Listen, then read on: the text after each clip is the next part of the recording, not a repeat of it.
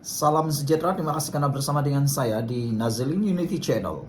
Hari ini pendedahan paling menarik untuk PRK Air Kuning. Pendedahan ini memang luar biasa dan agak memalukan Perikatan Nasional.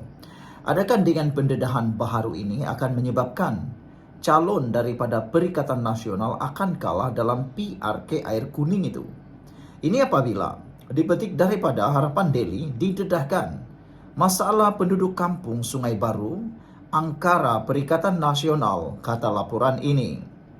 Pengerusi Pertubuhan Pergerakan Kebajikan Masyarakat Kuala Lumpur, Husin Zulkhairi mendakwa bahawa masalah yang dihadapi oleh penduduk kampung Sungai Baru berpunca daripada pentadbiran Perikatan Nasional di bawah Perdana Menteri ke-8 Tan Sri Muhyiddin Yassin. Tokoh-tokoh lain yang turut dinamakan sebagai punca masalah ini berlarutan ialah bekas Menteri Wilayah Tan Sri Anwar Musa, bekas Menteri Wilayah di bawah pentadbiran Tan Sri Ismail Sabri, dan bekas Ahli Parlimen Titi Wangsa, Rina Harun.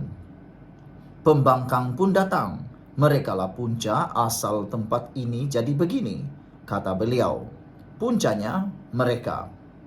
Anwar Musa sepatutnya bertanggung jawab terhadap isu kampung baru Sungai Baru ini, katanya.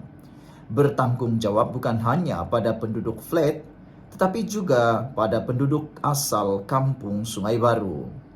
Begitu juga dengan Syahid dan Kasim. Hari ini mereka lepas tangan. Sewaktu mereka jadi kerajaan, mereka ada juga terlibat dalam urusan pemindahan penduduk kampung Sungai Baru. Tapi hari ini mereka semua senyap. Begitu juga Tan Sri Muhyiddin.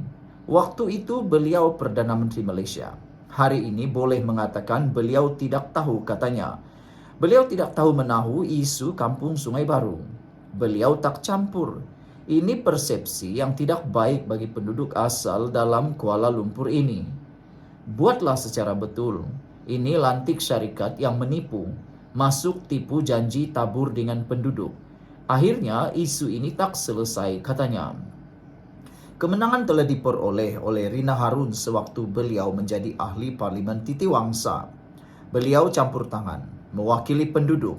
Mungkin bermesyuarat dengan Kementerian Wilayah ketika itu. Mungkin juga berbincang dengan pejabat tanah untuk urusan pemindahan ini.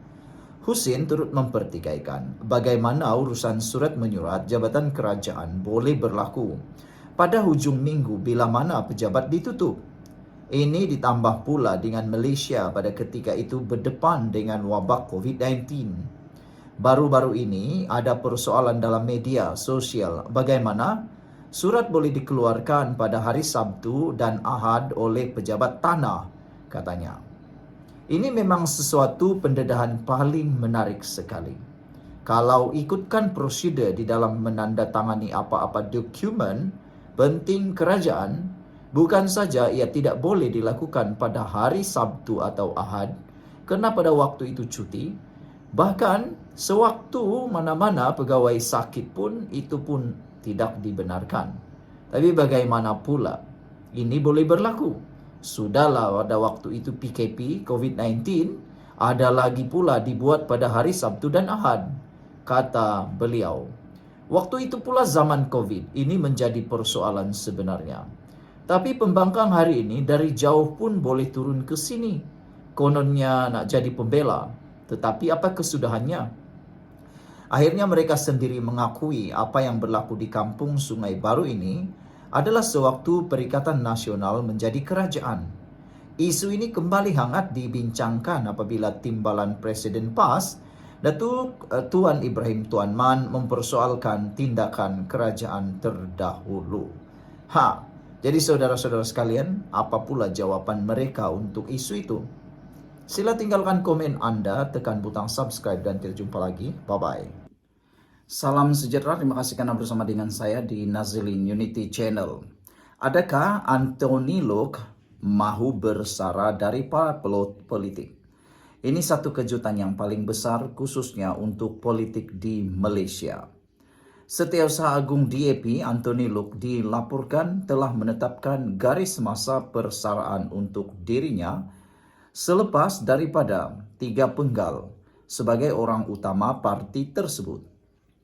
Menurut laporan Malaysia Kini, beliau berkata akan menuruti perlembagaan parti yang menghadkan seseorang memegang jawatan Setiausaha Agung selama 3 penggal dan tidak akan mendapat jawatan lain seperti pengerusi kebangsaan atau ahli jawatan kuasa eksekutif pusat CEC.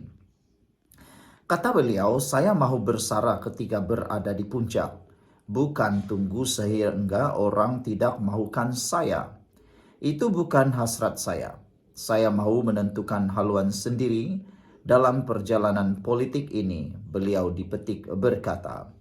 Sekiranya dipilih untuk penggal terakhir sehingga 2031, beliau akan berusia 54 tahun dan tidak berhasrat untuk bertanding di dalam pilihan raya.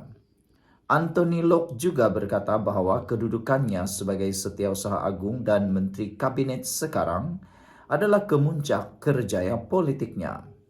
Anthony Lok menambah bahwa beliau akan menumpukan perhatian terhadap pelaksanaan reformasi yang lebih berani dan menyediakan DAP supaya bersedia pada masa hadapan dengan mewujudkan ruang untuk pemimpin muda.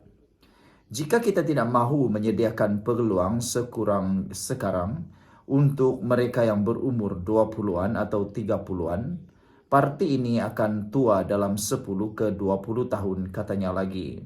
Sekarang saya tak boleh buat, tetapi dalam penggal terakhir saya akan lebih berani. Tidak ada apa untuk hilang, tidak takut untuk mengguris orang lain, beliau sebagai berkata. Saudara-saudara sekalian, sebenarnya ramai netizen yang menyokong, ramai netizen yang bersetuju dengan tindakan Anthony Lok ini. Apabila beliau menunjukkan teladan terbaik kepada mana-mana pemimpin parti yang ada di Malaysia. Sepatutnya, semua pemimpin politik yang ada di Malaysia meneladani apa yang Anthony Lok lakukan ini. Tidak sampai dah terlalu tua baru berhenti politik. Bukan nak menjadi tua masih berpolitik. Usia dah menjengah 100 tahun masih nak berpolitik.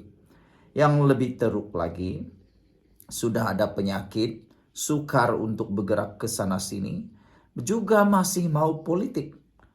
Tak tahulah apa sebenarnya yang mereka nak kejar di dalam politik tersebut apabila sudah terlalu tua. Yang mana bergerak pun sukar, nak bercakap pun sukar, nak berdiri pun sukar. Nak kejar gaji pun aku pun tak tahu. Nak kejar kuasa pun aku pun tak tahu. Kerana pada usia dah terlalu tua, buat apalah ada uang dan kuasa. Yang diperlukan ialah masa. Jadi, tindakan Anthony Lok menggariskan masa untuk beliau bersara daripada politik adalah sesuatu yang positif dan harus dicontohi oleh pemimpin-pemimpin parti politik yang lain. Apa pula pendapat Anda semua? Sekian untuk kali ini, jangan lupa tinggalkan komen Anda.